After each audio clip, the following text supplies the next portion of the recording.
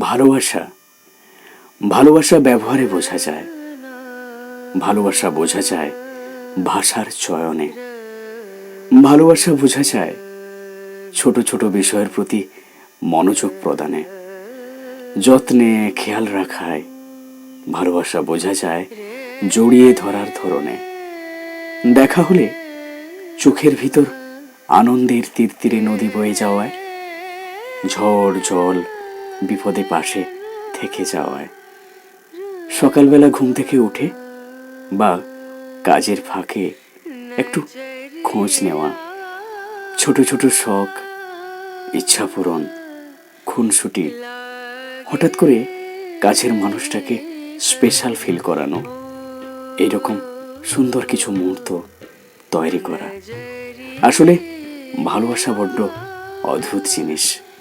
না থাকলে বলেও বোঝানো যায় না, আর থাকলে বলার প্রয়োজনই পড়ে না।